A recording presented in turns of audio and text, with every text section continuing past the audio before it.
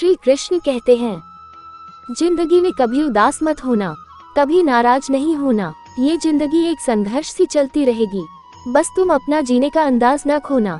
एक बार एक किसान परमात्मा से बड़ा नाराज हो गया। कभी बाढ़ आ जाए, कभी सूखा पड़ जाए, कभी धूप बहुत तेज हो जाए तो कभी ओले पड़ जाए। हर बार कुछ न कुछ कारण से उसकी फसल थोड़ी खराब हो जाए।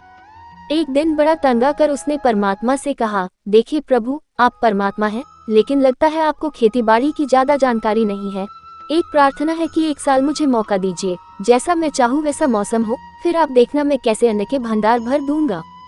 परमात्मा मुस्कुराए और कहा, ठीक है, जैसा तुम कहोगे वैसा ही मौसम दूंगा, मैं दखल नहीं करूंगा। किसान ने गेहूं की फसल बोई। जब धूप चाहिए तब धूप मिली, जब पानी तब पानी। तेज धूप, ओले, बाढ़, आंधी तो उसने आने ही नहीं दी। समय के साथ फसल बढ़ी और किसान की खुशी भी, क्योंकि ऐसी फसल तो आज तक नहीं हुई थी। किसान ने मन ही मन सोचा, अब पता चलेगा परमात्मा को कि फसल कैसे करते हैं। बेकार ही इतने बरस हम किसानों को परेशान करते रहे। फसल काटने का समय भी आया। किसान बड़े गर्व से फसल काटने गया, लेकिन जैसे ही फसल काटने लगा, एकदम से छाती पर हाथ रखकर बैठ गया।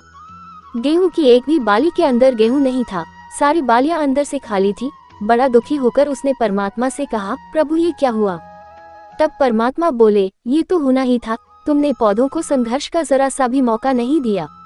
न तेज धूप में उनको तपने दिया, न आंधी ओलों से जूझने दिया, उनको किसी प्रकार की चुनौती का एहसास जरा भी नहीं होने दिया। इसीलिए सब पौधे खोखले रह गए। जब आंधी आती है, तेज बारिश होती है, ओले गिरते हैं, तब पौधा अपने बल से ही खड़ा रहता है। वो अपना अस्तित्व बचाने का संघर्ष करता है और इस संघर्ष से जो बल पैदा होता है वही उसे शक्ति देता है, ऊर्जा देता है, उसकी जीवत्ता को उभारता है। सोने को भी कुंदन बनने के लिए आग में तपने, हथौड़ी से पिटने, गलने जैसी चुनौतियों से गुजरना पड़ता है, तभी उसकी स्वर्णिम आभा उभरती है, उसे अनमोल बनाती है। उसी तरह जिंदगी में भी अगर संघर्ष ना हो, चुनौती ना हो, तो आदमी खोखला ही रह जाता है, उसके अंदर कोई गुण नहीं आ पाता। ये चुनौतियां ही हैं जो आदमी रूपी तलवार को धार देती हैं, उसे सशक्त और प्रखर बनाती हैं। अगर प्रतिभाशाली बनना है तो चुनौतियां तो स्वीकार करनी ही पड़ेंगी, अन्यथा हम खोखले ही रह जाएंगे। अगर जिंदगी में प्रखर बनना है, प्रतिभाशाली बनना है, तो संघर्ष और चुनौतियों का सामना तो करना ही पड़ेगा।